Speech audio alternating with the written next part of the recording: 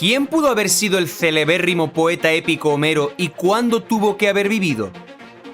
¿Qué paralelismos de la historia primigenia de la antigua Roma descrita por Tito Livio encontramos en el medievo?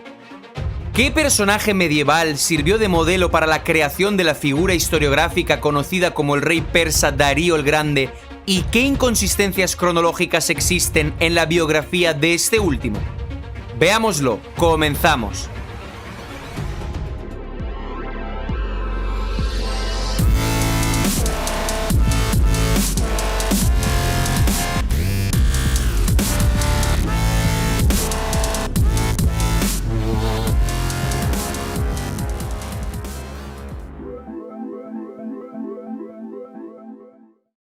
Hola alumnos de Scaliger y Petavius, ¿preparados para desaprender y reaprender?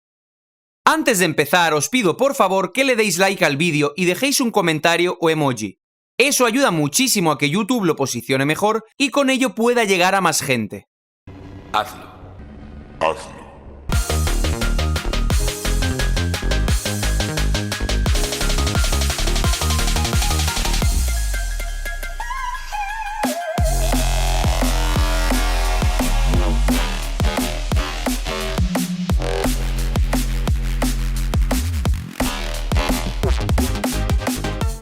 En el presente vídeo trataré brevemente 4 temas principales de gran importancia histórica.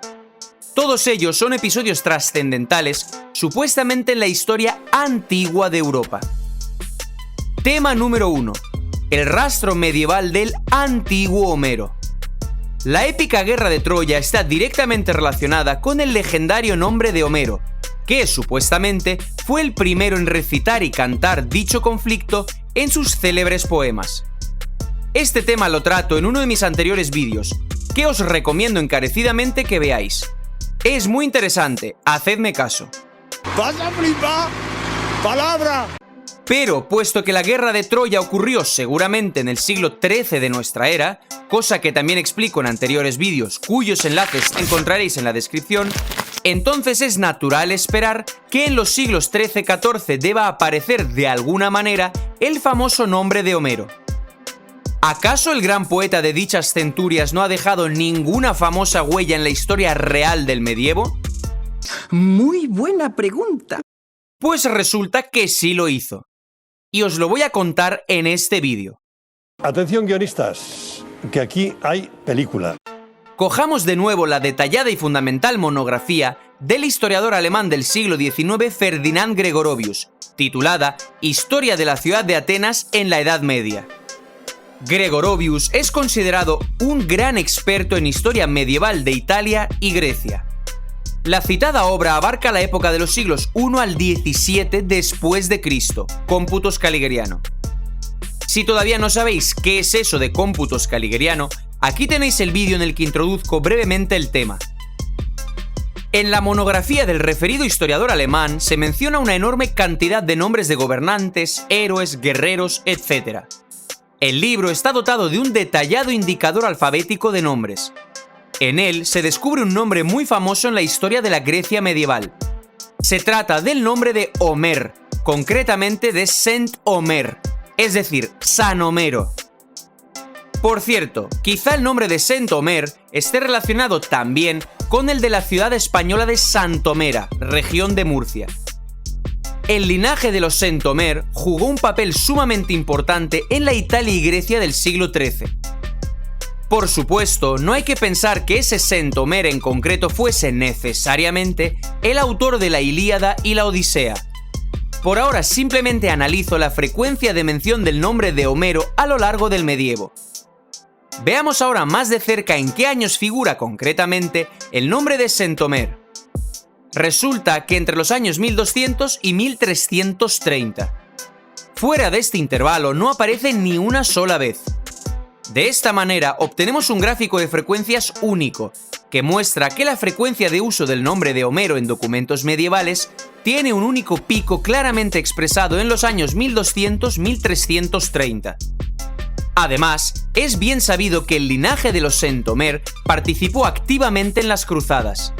Y en consecuencia, los Homero fueron participantes de la guerra del siglo XIII.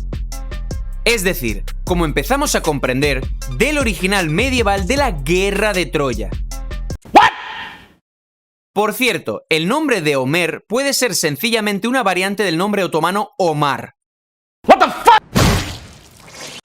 Por eso es natural suponer que algún representante de dicho linaje, un poeta de los siglos XIII-XIV, recopiló y anotó las tradiciones familiares del linaje de los Homero sobre la guerra del siglo XIII en forma de dos enormes poemas épicos, la Ilíada y la Odisea. Y no lo hizo pasados 400 o 500 años después de la guerra, como nos intenta hacer creer ahora la historia scaligeriana, sino pasados 100 años como máximo. Por cierto, sería interesante averiguar si hubo entre los Centomer un ciego o que perdiera la vista en combate. Por ahora no se sabe. Ferdinand Gregorovius de vez en cuando hace mención del antiguo Homero, sin identificarlo, por supuesto, con ningún representante del linaje Centomer. Pero desde el punto de vista scaligeriano, el antiguo Homero no puede ser de ninguna manera un personaje medieval, y por ello no está incluido en el indicador de nombres que figura al final de la obra de Gregorovius. Uno de los representantes más conocidos del linaje de Centomer es Nicolás I de Centomer, que participó en la Cuarta Cruzada del año 1204, es decir, precisamente el modelo original de la Guerra de Troya supuestamente del siglo XIII a.C. y, a su vez, de las supuestas guerras Tarquinia del siglo VI a.C., civil romana del siglo I a.C. y gótica del siglo VI después de Cristo. Otro de los representantes más conocidos de este linaje es Nicolás III de Centomer, que participó en la guerra de 1311-1314, la que probablemente también fuera parte del original de la antigua Guerra de Troya y contribuyera a la trama sobre la formación del Regnum Romanum, el periodo monárquico de Roma, por parte de los descendientes del antiguo troyano Eneas. ¿Qué? Los catalanes irrumpen en Grecia. Esto es lo que escribe Gregorovius al respecto. Tebas, al parecer, no intentaba resistirse, pero, a pesar de esto, fue saqueada junto con los tesoros de Cadmea. El castillo de los Centomer, en la primera explosión de ira de los catalanes, sufrió tal desolación y, probablemente, la misma destrucción definitiva mediante el fuego, que después ya nunca pudo ser restaurado en su antiguo esplendor. ¿Dónde estaba entonces el propio señor del palacio, el mariscal Nicolás de Centomer? No se sabe. Él construyó un nuevo castillo, que también se llamó Centomer. Sus ruinas siguen existiendo hasta el día de hoy bajo el nombre de Santa Mary. Nicolás III murió el 30 de enero de 1314, sin dejar descendencia con su esposa Guillermina. Con él se apagó en Grecia el famoso linaje de los Centomer. Por eso no se descarta que las ruinas del castillo de Santa Mary guardan la memoria del gran poeta y cantor Homero del siglo XIV. Tema número 2. El famoso rapto de las Sabinas en la antigua Roma y el reparto de las hijas en la Grecia de principios del siglo XIV. Prácticamente todas las versiones de la guerra troyana Tarquinia gótica incluyen una importante leyenda sobre una mujer. Con ella también está relacionada el famoso relato antiguo sobre el rapto de las Sabinas, ubicado por Tito Livio al principio de la monarquía romana, supuestamente en el siglo VIII a.C. Recordemos brevemente esta cuestión. Un pequeño grupo de futuros romanos, encabezados por Rómulo y Remo, irrumpen en un territorio para ellos desconocido. Fundan la ciudad de Roma, pero no tienen mujeres. Vaya por Dios. Organizando una fiesta conjunta con los habitantes de las poblaciones cercanas, con engaño y a la fuerza, raptan a sus esposas e hijas y así aseguran la continuación de su linaje. La siguiente imagen muestra un esquema gráfico del mapa cronológico global, creado por el matemático y académico ruso Anatoly Timofeyevich Fomenko, padre del proyecto científico Nueva Cronología, mediante métodos empíricos matemático-estadísticos de análisis, formalización y procesamiento de fuentes escritas. Si todavía no sabéis a qué mapa cronológico y a qué métodos me refiero, en la descripción encontraréis los vídeos en los que explico brevemente el tema. Os aconsejo que los veáis. Según este esquema, el relato del rapto de las Sabinas es parte de otro duplicado fantasma más de la guerra del siglo XIII. Está señalado con un triángulo negro. Puesto que el original de la guerra de Troya se encuentra en el siglo XIII, es lógico esperar que nos topemos aquí con el original de la leyenda del rapto, o, más concretamente, con su versión medieval, que también puede distorsionar la realidad. El pronóstico se cumple. Ya conocemos la identificación de los francos y godos medievales con los antiguos troyanos. Sí, seguro. Y si no, os recomiendo hacer clic en los enlaces de los vídeos correspondientes que figuran en la descripción. A finales del siglo XIII, principios del XIV, los francos y los catalanes conquistan el ducado de Atenas. Se dice que los vencedores se repartieron los castillos y las fincas, al igual que también las esposas e hijas de los caballeros muertos en Cefiso. Es destacable que la famosa batalla medieval del río Cefiso ya ha sido identificada parcialmente con la antigua batalla de Cefiso en época del emperador romano Sila. Recordemos resumidamente esta identificación, que indica, de hecho, el propio Gregorovius, pero es incapaz de sacar ninguna conclusión. Él señala que la famosa batalla de Cefiso del 15 de marzo de 1311 se describe en las fuentes del siglo XIV casi con las mismas palabras que en la biografía de Sila del antiguo Plutarco. Prácticamente coinciden las localizaciones geográficas de la batalla, los acontecimientos previos, etc.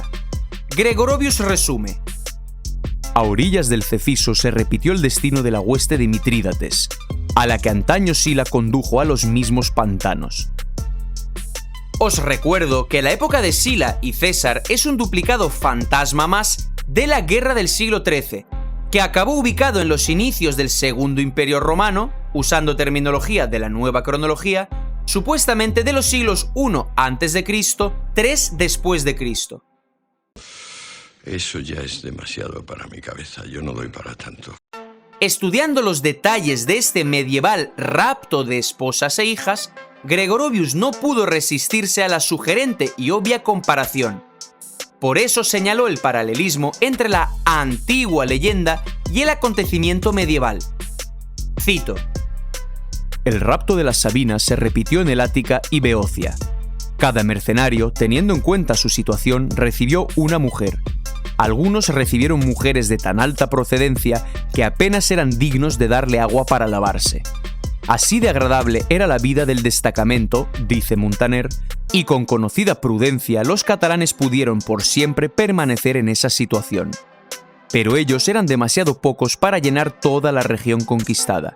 Por eso invitaron incluso a sus aliados, los turcos, a establecerse en el ducado. Así pues, de nuevo en la escena medieval antigua, aparece el esqueleto de consonantes TRC, C con sonido K, TRK o TRQ. El tema de los esqueletos de consonantes es muy interesante e instructivo. En uno de mis primeros vídeos expuse la cuestión de por qué antiguamente los textos se escribían práctica o totalmente sin vocales y por qué su vocalización, totalmente arbitraria, traía consigo errores y, por tanto, problemas de interpretación. Por tanto, vemos que el antiguo rapto de las Sabinas tuvo lugar seguramente en el siglo XIV y es conocido en la historia medieval como el rapto de las esposas por parte de los catalanes. Los francos y los catalanes, extranjeros en Grecia, conquistan el ducado de Atenas. Sus tropas son relativamente poco numerosas. El reparto de las esposas e hijas de los conquistados griegos entre los vencedores, francos y catalanes, tiene lugar en 1311. Estos vencedores extranjeros fundan un nuevo ducado. A su vez, en la antigüedad tenemos el reflejo exacto de estos acontecimientos medievales. La guerra antes de la fundación de Roma, supuestamente alrededor del año 753 a.C.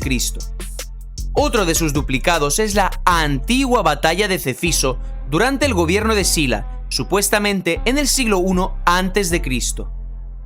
Los futuros antiguos romanos, extranjeros belicosos, encabezados por Rómulo y Remo, toman una nueva región y crean la ciudad de Roma.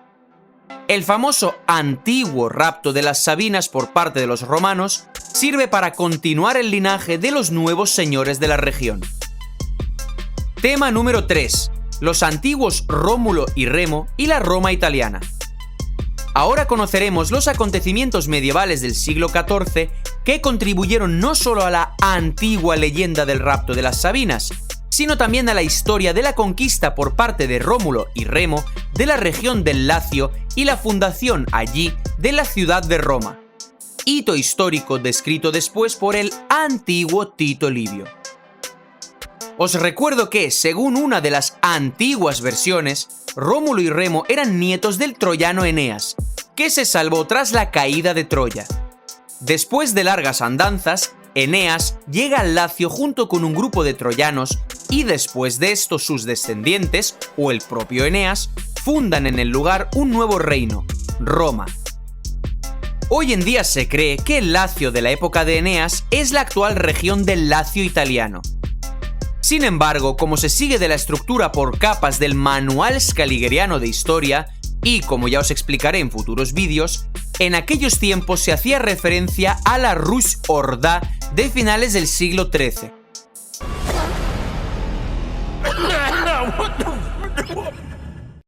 El fundado en dicho lugar antiguo reino romano es precisamente el gran imperio mongol de los siglos XIV-XVI. Estás mal de la cabeza, joder. Pero te estás escuchando. Las huellas de este imperio se han conservado en la historia scaligeriana en la posterior denominación de Moscovia, la Tercera Roma. What the fuck? Sé que todo esto puede sonar chocante y resultar confuso como poco, pero no desesperéis. Si habéis seguido de cerca todos mis vídeos, en vuestras mentes debe estar formándose ya un cuadro bastante claro del auténtico pasado histórico, reconstruido, siempre de manera hipotética, con base en los resultados de los métodos empíricos matemático-estadísticos y astronómicos, empleados por el equipo científico del proyecto Nueva Cronología.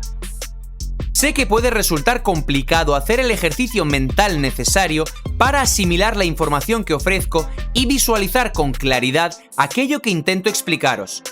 Sí. Pero os aseguro que si veis todos y cada uno de mis vídeos, os resultará más fácil hacer ese ejercicio y, tarde o temprano, acabaréis viéndolo todo de manera mucho más clara.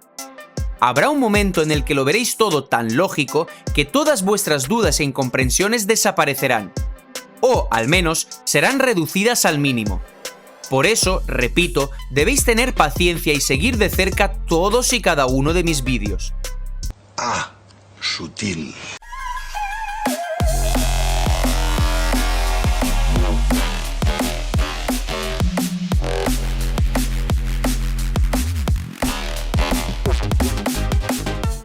Por cierto, en cuanto al término mongol, o más correctamente mogol, en la descripción encontraréis el enlace del vídeo en el que explico muy brevemente esta cuestión. Dicho todo esto, sigamos. Otro grupo de fugitivos de la destruida Troya se dirigió hacia el oeste y, a finales del siglo XIV, fundó en el territorio de la actual Italia una ciudad, posteriormente llamada Roma. Esta urbe adquirió importancia en la época de la gran conquista mongola del siglo XIV, cuando en su región surgió uno de los centros de la gobernación del Gran Imperio. ¡Eso es una locura! No, es la verdad. Todos estos acontecimientos quedaron después entretejidos en una única leyenda sobre la fundación de la ciudad y reino de Roma por parte de Rómulo y Remo, descendientes de Eneas. Los cronistas posteriores confundían las tres Romas de la época: Constantinopla, llamándola Nueva Roma, la Rus Horda, llamándola Tercera Roma, y la Roma italiana, considerada hoy en día la primera y más antigua. De los resultados obtenidos se sigue la siguiente conclusión. Al parecer, la Roma italiana, como urbe capital, fue fundada realmente en el siglo XIV de nuestra era, es decir, bastante después de la Nueva Roma. ¿Cómo? ¿Pero qué me estás contando? La propia Constantinopla, en el momento de su fundación, fue llamada Nueva porque antes de ella la capital del antiguo imperio era Ioros, es decir, la evangélica Jerusalén. Y antes de dicha ciudad lo fue probablemente la Alejandría egipcia, la auténtica vieja o antigua Roma. ¡Me cago en todo lo que he estudiado! ¡Degenerados!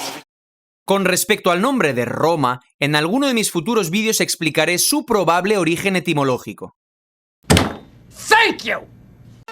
La identificación de la evangélica Jerusalén con la ciudad fortaleza de Yoros, la antigua Troya homérica, es uno de los hitos principales de la reconstrucción histórica del proyecto Nueva Cronología. En la descripción encontraréis el enlace de uno de mis vídeos en el que explico brevemente esta identificación urbana. Como se sigue de la estructura por capas del Manual Scaligeriano de Historia, en la época de la Reforma de los siglos XVI-XVII, trasladaron a Italia de manera artificial, sobre papel se entiende, una parte significativa de la historia de Romania, Bizancio, y el Imperio Mongol, la Rus Orda. Esa historia fue adscrita a la Roma italiana. Y se entiende por qué. ¿Por qué, señor? ¿Por qué? En la Roma italiana se fundó el centro religioso del catolicismo, el trono papal, que apareció en el lugar, por lo tanto, no antes del siglo XIV. En realidad, eso es precisamente lo que nos dice la historia scaligeriana al hablarnos acerca del regreso del trono papal en el siglo XIV a la Roma italiana tras el cautiverio de Aviñón, que sirvió de original parcial para el famoso relato bíblico del cautiverio de Babilonia. Pero, según las ideas de los constructores de la nueva historia, los reformadores de los siglos XVI-XVII, el papado debía ser muy antiguo. El encargo social se cumplió enseguida. A la Roma italiana se le atribuyó una grandiosa historia antigua. Eso es lo que nos dice Gregorovius sobre los sucesos del siglo XIV, siguiendo con ello las crónicas medievales.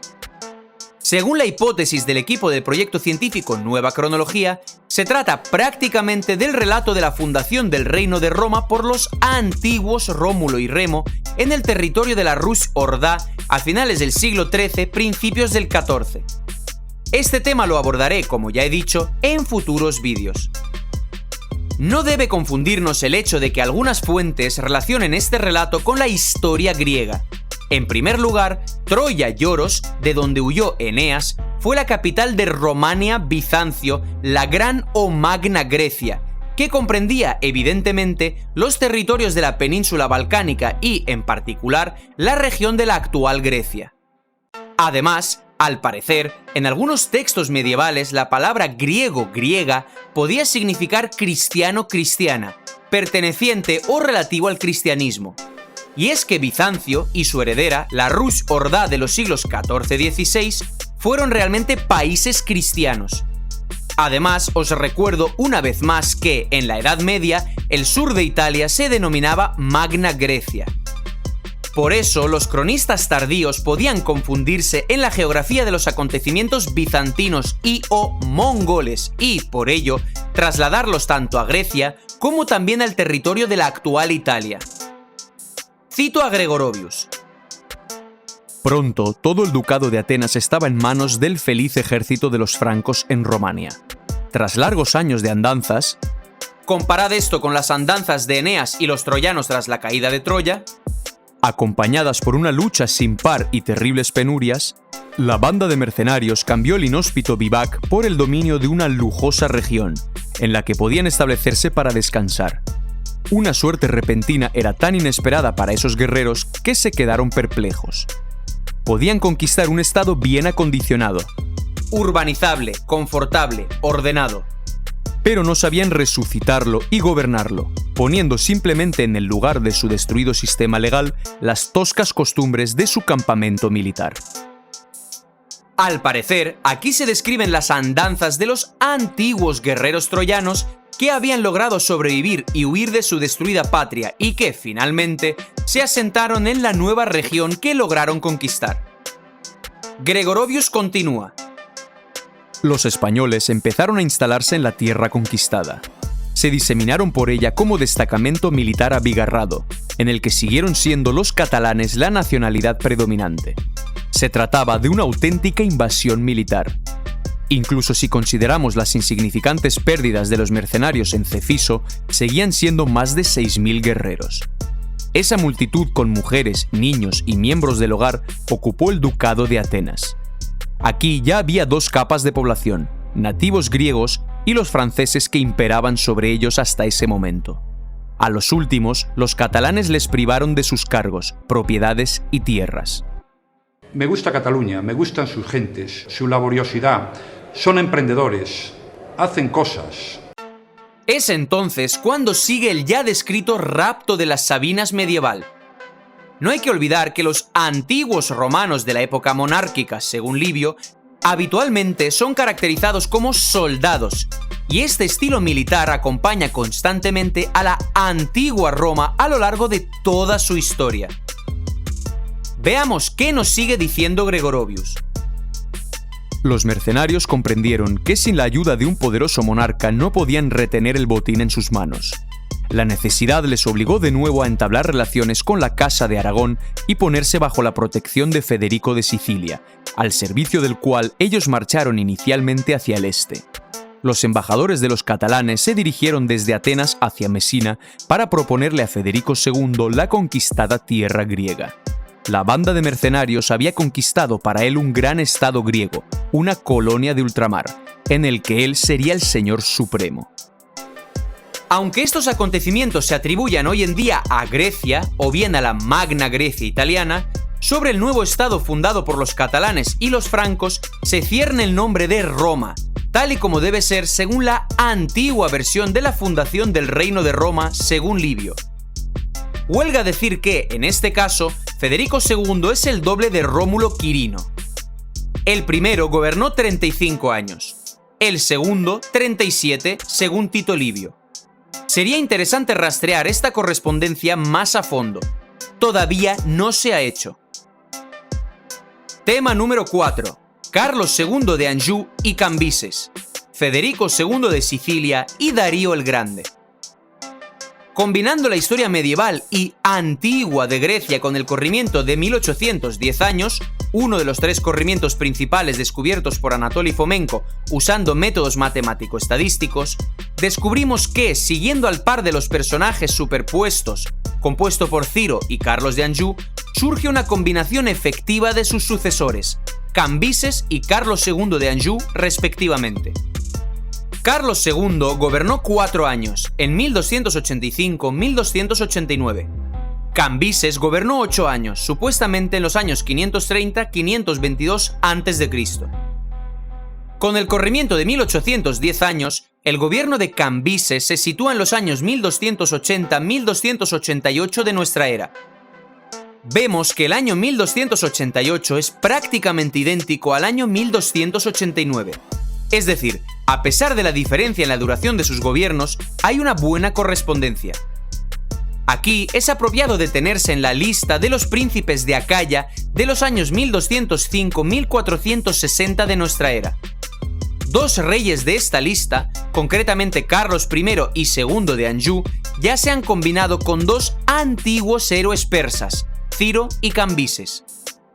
Es posible que el resto de príncipes de Acaya medievales sean también reflejos fantasma en el pasado en forma de personajes antiguos. El equipo científico de la nueva cronología brinda a sus lectores, y yo hago lo propio con vosotros, mis espectadores, la oportunidad de profundizar en este tema. Todos tenéis la oportunidad de aportar vuestro granito de arena. Un dato curioso es que en la Atenas medieval de los siglos XII-XIII, al igual que en la antigua Grecia de los siglos VI al III a.C., existió y funcionó activamente la institución de los arcontes, en particular en las ciudades de Tebas y Atenas, que, bajo la supervisión de los arcontes francos, siguieron dirigiendo los asuntos de la comunidad. Con el corrimiento cronológico de 1810 años, los arcontes francos medievales se superponen perfectamente sobre los antiguos arcontes atenienses. En el vídeo anterior de esta serie, dije que Carlos de Anjou y Ciro el Grande son 2 reflejos fantasma el uno del otro y, a su vez, de un mismo original medieval. A su vez, los sucesores de ambos personajes, Cambises y Carlos II de Anjou, son también reflejos fantasma el uno del otro y, a su vez, de otro original medieval. Como también he dicho en más de una ocasión, la gran mayoría de acontecimientos y personajes antiguos y medievales son reflejos de dos grandes imperios y de sus respectivos emperadores, concretamente del Imperio Romanio, Bizancio, y del Imperio Mongol, o mejor dicho, Mogol, la Rus Orda. En uno de mis anteriores vídeos expuse brevemente el origen del término mongol. Os recomiendo que lo veáis, porque nada tiene que ver con la concepción que tenemos hoy en día y que ligamos erróneamente al pueblo mongol actual. En otro de mis anteriores vídeos, cuyo enlace os dejo en la descripción, explico que el nombre de Carlos, Carolus en latín, proviene seguramente del título Corol, pronunciado Carol o Kral. Lo mismo ocurre con el supuesto nombre de César, Caesar en latín, que seguramente proviene del título alemán Kaiser o ruso Zar. Por supuestísimo. Evidentemente, los historiadores actuales nos aseguran que es precisamente al revés, que son estos títulos los que proceden de los mencionados nombres, pertenecientes a grandes emperadores y monarcas. Sin embargo, conociendo los resultados científicos del proyecto Nueva Cronología, lo más probable es que el cuadro sea realmente al contrario. Os digo todo esto para subrayar una pequeña cuestión lingüística que, como ya he dicho en más de una ocasión, por sí sola no demuestra absolutamente nada, pero, en virtud de los resultados de los análisis matemático-estadísticos, suele ser útil a la hora de visualizar mejor las identificaciones de los paralelismos. Por ejemplo, el caso del paralelismo entre Carlos II de Anjou y Cambises. Carlos II o Carolus II puede significar simplemente segundo rey. A su vez, el nombre de Cambises puede ser la unión de las palabras latina cam y bis. La primera es la versión latina del título Han o Khan, que hoy en día se considera erróneamente mongol. Véase, por ejemplo, cualquier mapa titulado Tartaria sive magni Kami Imperium, es decir, Tartaria o Imperio del Gran Khan. A riesgo de adelantarme a los acontecimientos, os diré algo que ya tendré tiempo de volver a explicar más adelante. La palabra Khan está directa y estrechamente relacionada con las palabras King, König, Konung, es decir, rey en inglés, alemán y sueco respectivamente. ¿Cuál es su nexo de unión, su eslabón intermedio?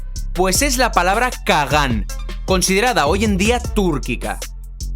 Aunque existen documentos rusos que utilizan ese título para designar a los gobernantes rusos. El esqueleto de consonantes de todas estas palabras relacionadas es KNG, KNNG y KGN, respectivamente.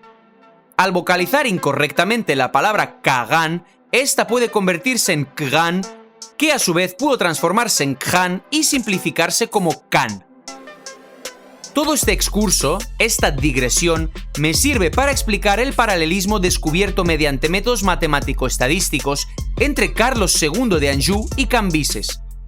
Como ya he dicho, Carlos II puede significar simplemente segundo rey. En cuanto a Cambises o Cam, es decir, Han, Khan en latín y bis, es decir, segundo en latín, puede significar sencillamente segundo Khan. En ambos casos vemos que se trata de un segundo gobernante. Evidentemente, como ya he dicho, estos análisis lingüísticos por sí solos no demuestran nada, pero sí sirven para ampliar nuestros horizontes analíticos del pasado. Hay que tener en cuenta que la época de los siglos XII-XIV es una de las más oscuras de Grecia. Un hecho significativo que subraya esta realidad es la divergencia de datos entre la obra del ya mencionado Ferdinand Gregorovius y, por ejemplo, las tablas cronológicas de John Blair. Las serias diferencias no solo radican en los años de gobierno de los reyes de los estados de Nápoles y Sicilia, sino incluso en el orden de sus gobernantes. Es lamentable y es lamentable. El siguiente paralelismo es entre Federico II de Sicilia, que gobernó aproximadamente 35 años, supuestamente entre 1302 y 1337, y el rey persa Darío I el Grande, hijo de Histaspes, que gobernó 36 años, supuestamente entre el 522 y el 486 a.C. En 1302, Federico firmó la paz con su enemigo Carlos II de Anjou. Por eso, de facto, el primero sucede al segundo. Este nuevo gobernante tiene relación directa con Grecia, puesto que es nombrado líder del Ducado de Atenas, mientras que su duplicado fantasma, Darío I, continúa la obra de Cambises. He aquí una interesante miniatura antigua de la Biblia de los pobres, supuestamente de los años 1395-1405. En ella podemos ver al rey Darío dando permiso al profeta bíblico Esdras para dirigirse a la destruida Jerusalén para restaurar la ciudad y su templo. Ambos están representados sobre un fondo medieval, con atuendos medievales. Es más, el presunto profeta Esdras tiene aspecto de soldado medieval, vestido con armadura pesada de caballero. Los historiadores modernos aman esgrimir en estos casos su argumento predilecto para explicar este tipo de cuestiones: el famoso anacronismo medieval. Se podría resumir tal que así: la ignorancia y el desconocimiento de los artistas medievales les llevaba a representar acontecimientos pasados con aspectos de su propia realidad. Y vosotros os preguntaréis, ¿pero por qué hacían eso? A lo que cualquier historiador os contestaría: porque así las ignorantes gentes de la época percibían y asimilaban mejor las escenas y el mensaje.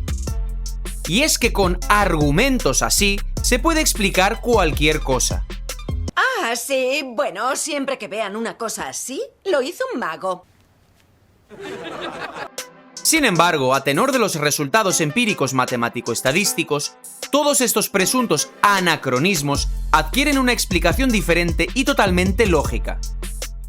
Por cierto, según la cronología scaligeriana, Esdras nació alrededor del año 480 a.C., mientras que Darío I murió en el 486 a.C. ¿Significa esto que, según la cronología scaligeriana, Esdras está hablando con un Darío ya fallecido? La verdad es que nunca me había preguntado eso, ¿eh? Pero Darío se muestra como un rey joven, más o menos de la misma edad que su compañero de escena. ¿Estamos quizá ante otra inconsistencia más dentro de la cronología scaligeriana? El tercer libro de Esdras no pertenece al canon de las Sagradas Escrituras. Figura usualmente en un apéndice de las ediciones de la Vulgata, traducción de la Biblia al latín. Los estudiosos de este libro destacan una extraña característica: su supuesto descuido total del orden cronológico. ¿Por qué? Pues porque la historia supuestamente va hacia atrás, mencionando primero a Artajerjes, después a Darío y finalmente a Ciro. Como vemos, ocurre lo mismo que en el caso de los gobernantes medievales en las divergencias de datos de Gregorovius y Blair. Por tanto, este hecho podría explicar por qué la miniatura muestra a Esdras y Darío como dos hombres de edad similar. En cuanto al doble de Darío, Federico II, es necesario destacar el siguiente análisis sencillo de su nombre. Presuntamente es de origen alemán, Friedrich, que a su vez proviene del germano antiguo, Fridureix, Fridurich, y se supone que significa rey pacífico o pacificador. Sin embargo, teniendo en cuenta que Federico y Darío son reflejos fantasma entre sí y de un mismo original medieval posterior, podría haber otra explicación. Se cree que en tiempos del rey Darío, en la antigua Persia, la moneda oficial y de cambio era el dárico de oro. Es posible que los nombres de la moneda y del monarca tengan alguna relación. En el medievo era común la variante Fadrique del nombre de Federico. Así consta en los documentos catalanes, por ejemplo. Me gusta Cataluña, me gustan sus gentes. Los nombres de Fadrique y Dárico son muy similares. Quizá exista alguna relación entre ellos. Tal vez sean diferentes interpretaciones, una europea y otra oriental, persa, de otro término que sería interesante descubrir. Con esto termina otro paralelismo más entre la historia antigua y medieval. En el próximo vídeo seguiremos avanzando por la cronología e historia de la antigua Grecia, exponiendo muchas otras concordancias. Concretamente, hablaremos de cambios de sexo en el registro histórico, sobre el famoso rey persa Jerjes y las célebres guerras médicas. Por tanto, esto ha sido todo por hoy. Muchísimas gracias por vuestra atención. Nos vemos en el siguiente vídeo. Hasta la próxima, amigos.